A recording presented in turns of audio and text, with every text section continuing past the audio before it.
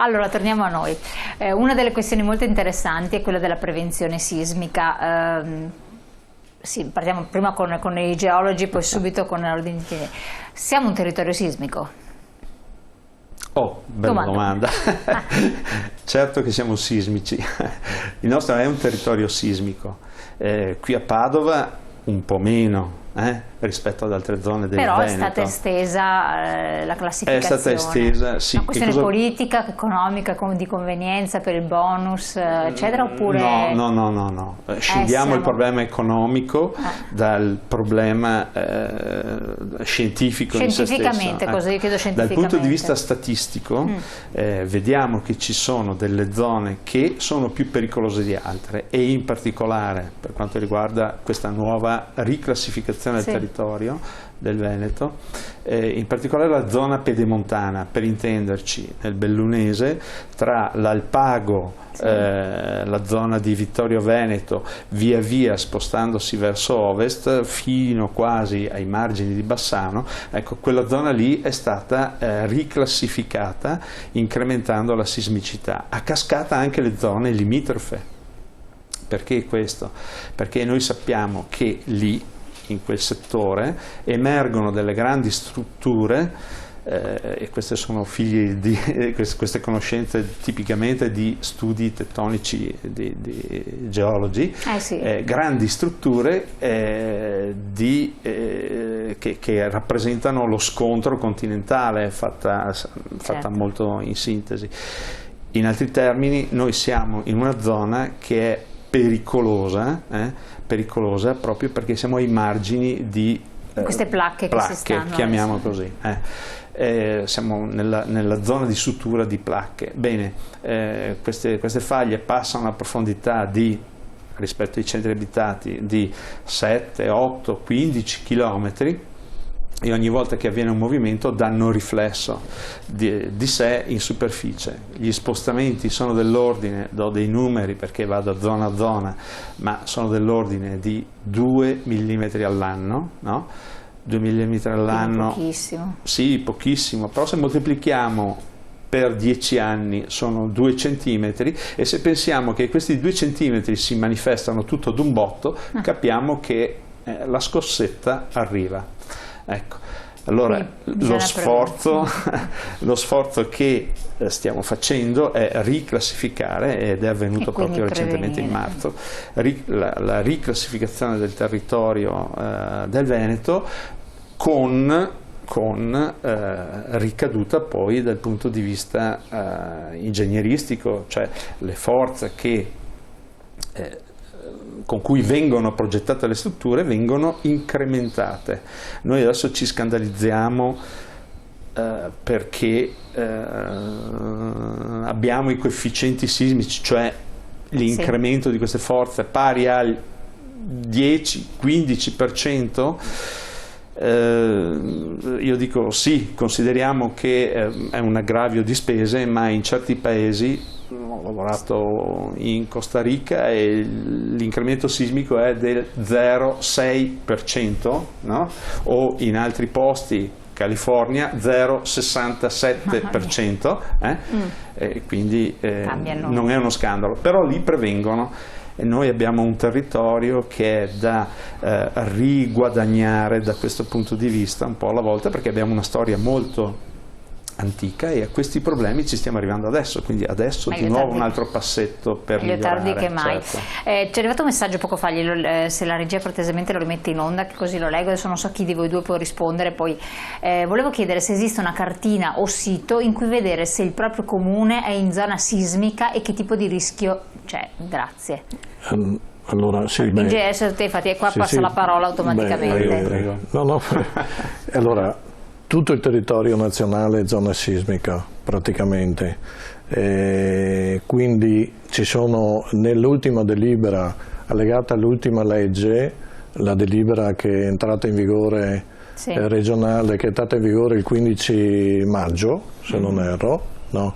E praticamente c'è tutto l'elenco dei comuni veneti, specificando in che zona sismica sono, 1, 2, 3, perché e poi anche per tutte le altre regioni. Poi c'è l'Istituto di Geologia e Vulcanologia italiano che manda fuori periodicamente la carta nazionale, come dire, lì in effetti è un po' più difficile capire, però sicuramente. C'erano 154 comuni che erano in zona 4, giusto? Sì. E adesso sono stati passati.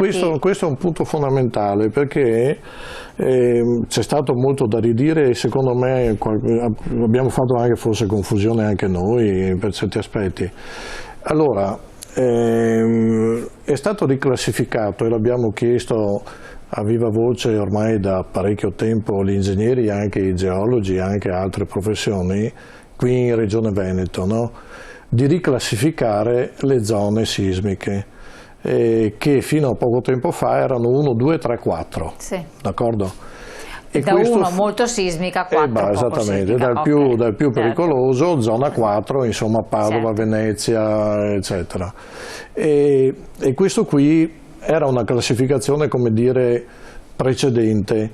Con le nuove norme introdotte successivamente, da un punto di vista prettamente ingegneristico, le zone non avevano più senso, perché dicevano la zona, ti davano dei valori corrispondenti, però a un certo punto hanno detto giustamente lascia perdere le zone, ti diamo un valore che è adesso qui bisogna, insomma, l'accelerazione orizzontale al piede, no? Come dire, succede un terremoto, qui ti do una frazione della gravitazione naturale, di G, no?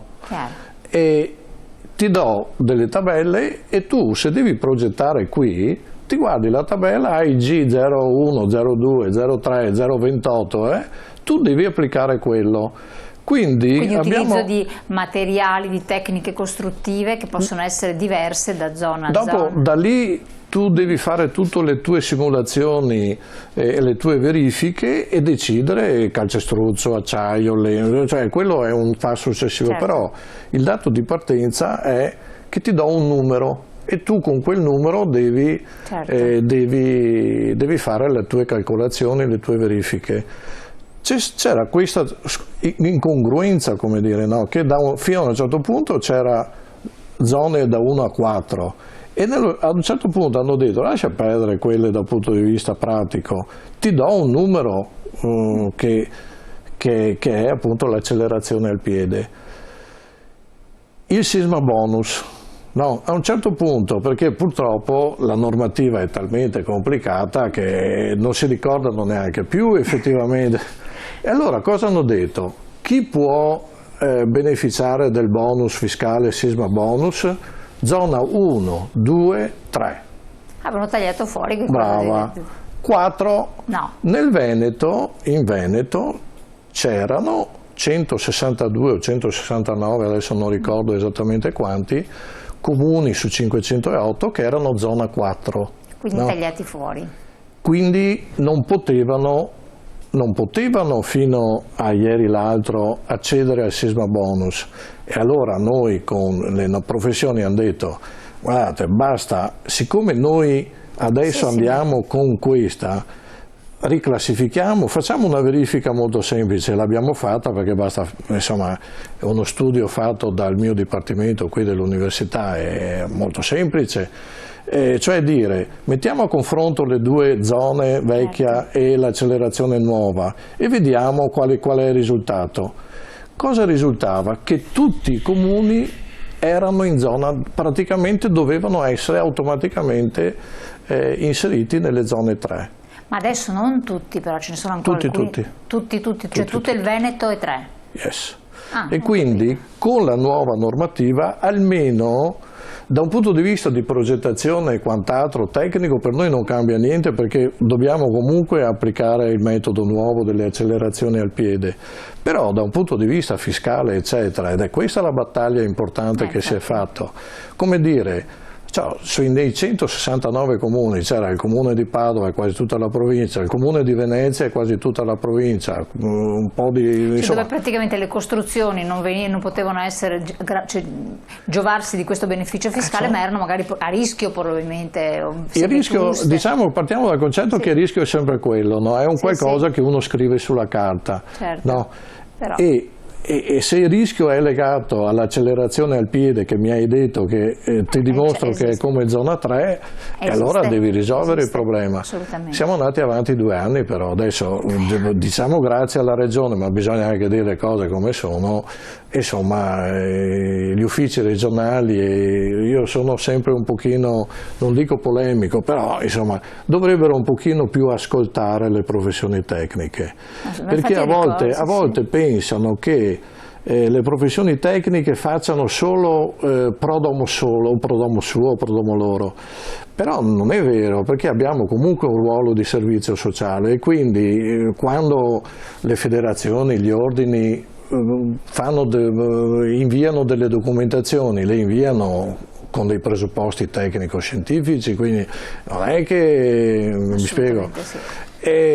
Vabbè, comunque guardiamo i fatti. Fortunatamente dal 15 di maggio, per esempio, questo con il discorso del 110% è fondamentale, perché prima il discorso in questi 169 adesso effettivamente si può applicare anche. E quindi questa è una cosa molto importante da tener conto. Questa è una cosa, guardate che il contributo, diciamo, il monte fiscale del dovuto al super bonus è mi sembra che sia 96 o 98 mila euro per unità immobiliare, quindi un condominio di 10 appartamenti sono quasi 1 milione di euro, come dire, spendibili per sistemare. Insomma, non è poca cosa. Allora, leggo un attimo il messaggio e poi andiamo in pubblicità, vediamo se me lo può rimettere in onda, che dopo rispondiamo dopo la pubblicità.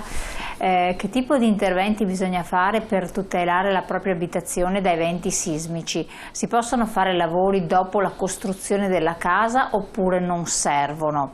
Meditiamo entrambi, pubblicità, pochi secondi, poi siamo di nuovo con voi.